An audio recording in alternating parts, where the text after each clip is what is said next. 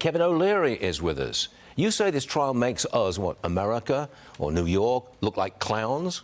You know, I've been talking about these trials for a few months now, and it's not about supporting Trump. I mean, I get a barrage of hate mail.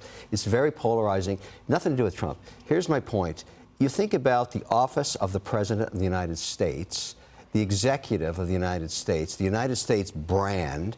For decades, a president that leaves office has never been pursued this way. Now, I would get it if he was accused of murder, but everything else, you cut a really broad swath because you're protecting the American brand. I was in Geneva last week, and I made these comments, about 150 countries at the conference there in Geneva.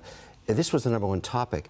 It was embarrassing to hear them say, "Tell me about the porn star thing again. How does that work?" She said, the porn star said, and then the ex-president said.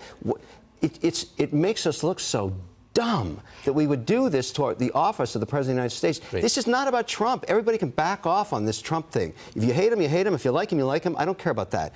We should be protecting our brand, and I'll tell you why. I have a self-interest in this. I bring capital to this country. It is the #1 place to invest on earth. And everything New York is doing is damaging the brand towards that mandate. They are damaging the brand of America, and somebody should call it out, and I'm one person doing it. Well done, because I agree with you 100%. You say you're bringing capital to America. Would you want to use some of that capital to buy TikTok? Yes, I do, actually. TikTok's a very interesting situation. You know, we're only hours away from this bill. Yep. By Sunday, this bill could be passed in the morning.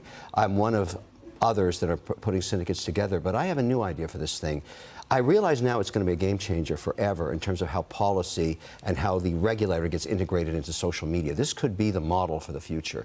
What I'm proposing is, let's go with an international team to rewrite the algorithm and embed the government in it, right inside it, so they can have complete transparency on what we're doing and be assured and be able to tell the American people as their representative, this is clean, the supreme leader of China is not seeing any of your data, I'm willing to do that. Number two, 7 million businesses, American businesses, those are my team. Those are all the Shark Tank generation in their 20s and 30s that's spending $9 billion.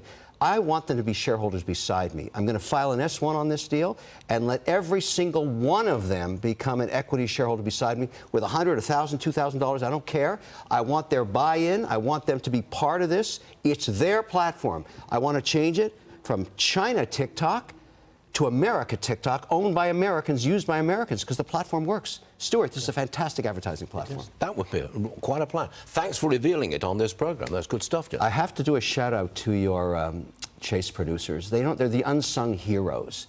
Ari's particularly. She's wonderful. You've never said that on the show. I'm giving a shout-out to her. Ari, you're wonderful. Okay. Yes, she's great. Works with my team. I love her.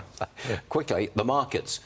Futures really dropped like a stone when the news came that Israel had retaliated against Iran. Dropped like a stone. Now they've come back significantly. What's your reading on the Mideast situation versus the markets?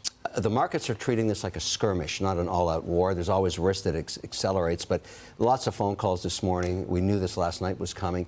I think these are strategic moves just to save face, but I really hope this doesn't scale. This is horrible. And, you know, and for Israel, they've got wars going on so many fronts. At some point, what I understand, I was in Geneva when I was talking to the Israeli contingent there, they're very concerned. They think this is horrible for the economy over a long period of time.